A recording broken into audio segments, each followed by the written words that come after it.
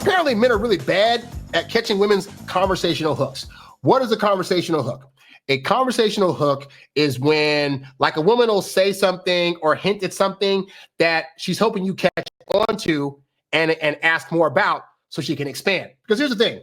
It'd be nice if women could just say, hey, I want to tell you a story about the time I went to Alaska, right? But she's also very keenly aware that maybe some people don't want to hear her stories. You know, women have been taught to be nice to other people and not always like just talk on about themselves. And so they like it when they go on a date and they start to kind of mention something and a guy catches on to that and says, no, expand on that more. But time to find out, most guys aren't doing that. And so I had a lot of success in the dating world in part because I simply knew that if a woman was saying a certain thing, to latch onto it. Now, what do most guys do? Most guys do this conversation, and every guy knows this conversation. All right. So I say to you, man, I just had a hard week. I just went on vacation for like a week and they messed up my ticket at the counter. Now, I would be hoping that if I'm telling a story to this person, the next question they'd ask me is like, oh man, like what happened at the counter? So I can continue the story. So I'm throwing a hook out there saying, oh man, I had problems at the airport counter, because I don't want to expand on this more if they're not really wanting to hear that full story, because it could be a long story and they might just only have time for short conversation. So I'm hoping, or at least if I'm a woman in this case, I'd be hoping that the guy would be like, no. Like, what happened at the counter? I'm curious. What happened on? Oh, because now I'm excited to really go into the story since you clearly wanted to hear it. But what do most guys do? Most guys do this. Girl says, oh man, I had a hard time this week on vacation. I had some trouble at the airport counter. And what's the guy say? Oh man, yeah, airports can be a pain. I had trouble with the airport counter one time too. Let me tell you my story.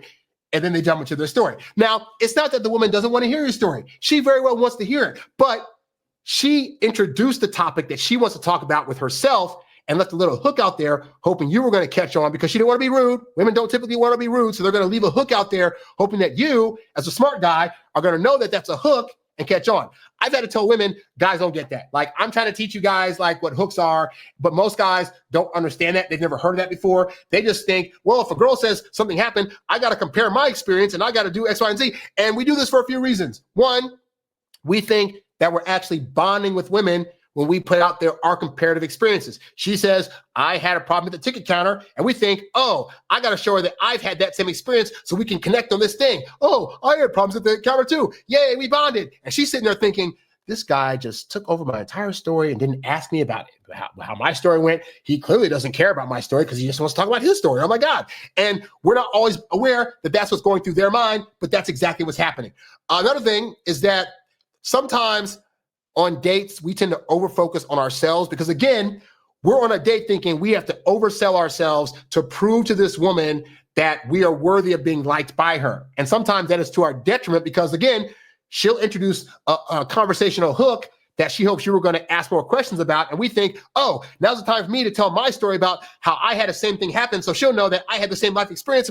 And what it actually does is actually weakens her feelings for you and her hopes for you, because all she's thinking is, dang, we're on date one and he's already like focusing all on himself, all about telling his stories, not asking about mine. Like, how much longer is this going to go in life? Should I decide to date this guy? So I'm out, you know? And then the third thing is that when we do that, women think that we are not active listeners, because an active listener in their head would understand that when a woman introduces something into the conversation, that it's the polite thing to do to ask her more about her experience, since she brought up this topic as her experience. So in the Alaska airport example, oh man, I was flying to Alaska, but like I had trouble at the counter.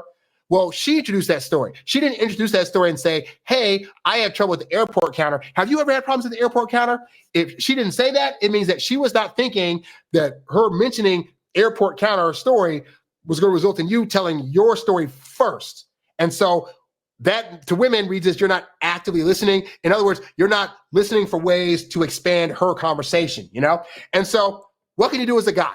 What can you do when this happens? Well, for one, understand that, again, women do want to get to know you. But when women introduce conversations in certain ways, you got to listen for how they're introducing it to determine if they want you to ask follow-up questions so they can expand on their story, or if they're asking you about your story. So for example, like I said, if she came to you and said, oh man, I had problems with travel this week. I went to the airport counter and I had trouble with stuff there. Have you ever had that happen?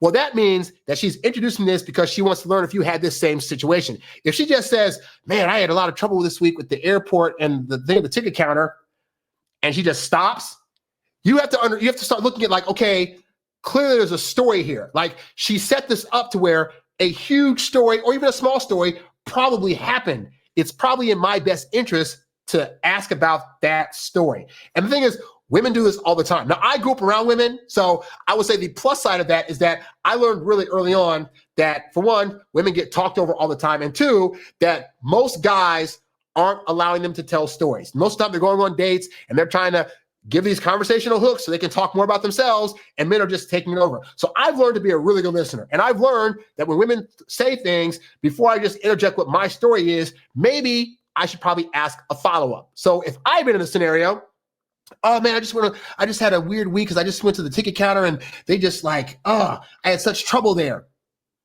The fact that she didn't tell me the rest of that story, it lets me know, oh, she probably wants to tell the rest of that story. Now, you know what's funny is I get the disconnect because in guy world, I've learned that if a guy tells a story like that and doesn't give details, it means he doesn't want to tell the details. He's just making you aware that something happened at the ticket counter. But if he wants to expand further, he'll just go off and talk about it. But if he doesn't, even if I say, well, what happened? He'll probably be like, I'll get to it later.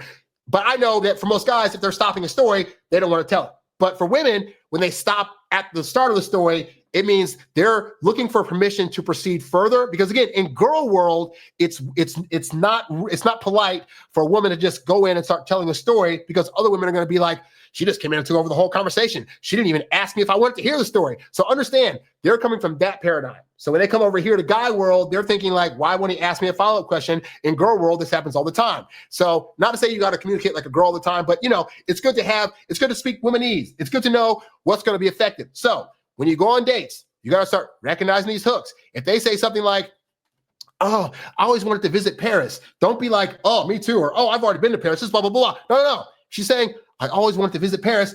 Ask why. What makes Paris so great that you want to go there? What things would you do in Paris? Who would you want to travel with? Like asking simple things like that will make women think like, oh, he's a genius. He wants to know more about me. That's why I tell you guys, like, it's not like you have to learn a whole bunch of hard stuff to be able to get women. Sometimes it's as simple as like, instead of talking about yourself and women, bring up things about themselves, just ask a follow-up question. It's super simple. But if you've never been told that before, then you're going to struggle with women in conversation and you're not going to know what you should be doing or what you did wrong or any of this stuff. You're going to be thinking like most guys do. Oh, after a date, oh, I went on a date with this girl. We had a really great conversation. We talked for like 2 hours and I had a fun time talking and I'm going to ask her out again. Oh, she doesn't want to go out anymore. What's going on?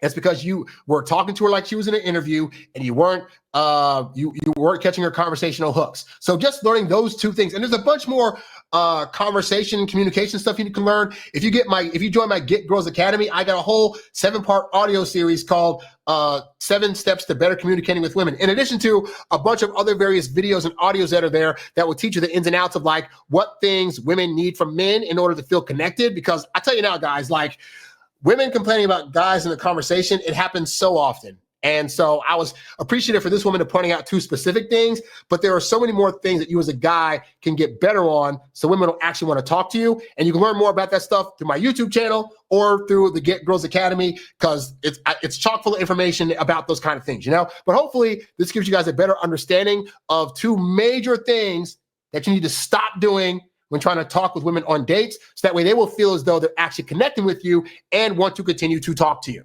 Hey there, thanks for tuning in to Harry Dating Convos. Don't forget to visit HarryWilmington.com to download my free ebook, Texting Women Like a Boss. And while you're there, if you're ready to take things to the next level with your dating life, check out the Get Girls Academy membership program for exclusive strategies and live coaching. Go to HarryWilmington.com to learn more and join today. Lastly, if you've got a question you'd like answered on one of these shows, leave a comment below or write me at HarryWilmington@gmail.com.